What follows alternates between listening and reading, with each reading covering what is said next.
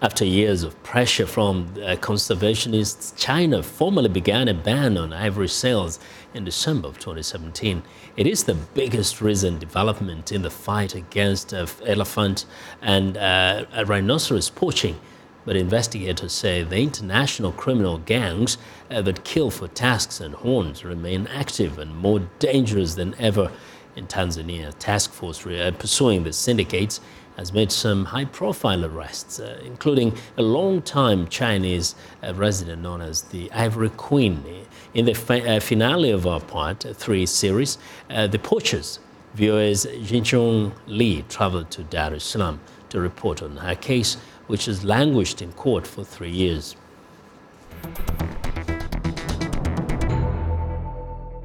Africa is home to some 400,000 elephants, and Tanzania's herd is one of the continent's largest.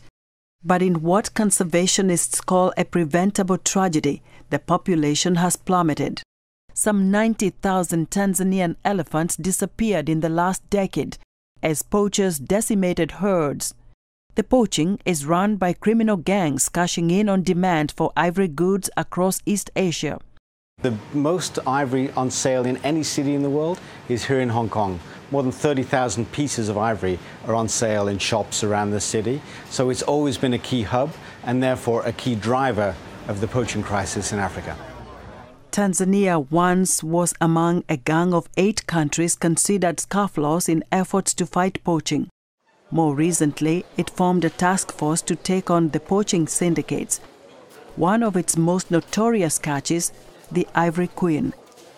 Yang Fenglan is a Chinese businesswoman who faces 30 years in a Tanzanian prison. Prosecutors say she managed and financed a smuggling ring that sold more than 700 tusks over 14 years.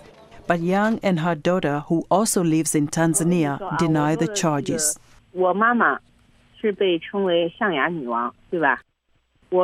后来我跟律师说，我说的我妈妈是清白的，我说她是没有象牙的女王，没有象牙的象牙女王。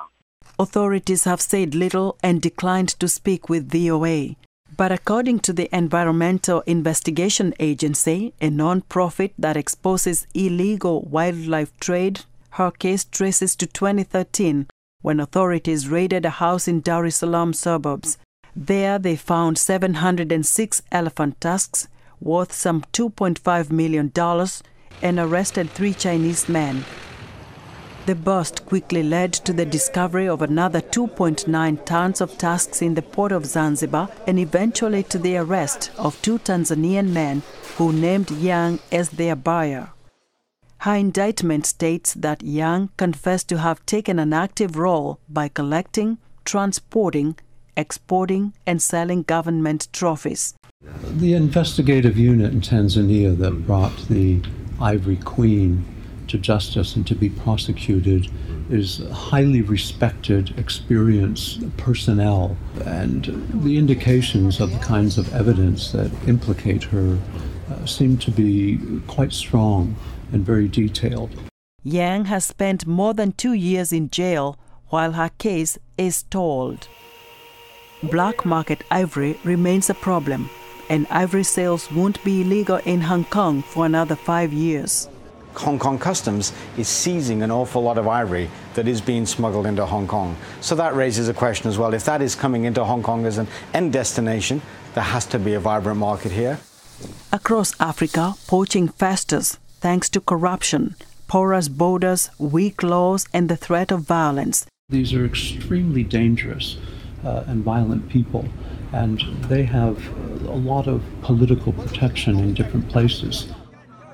Ivory prices fell after China's historic sales ban, but the criminal syndicates haven't gone away.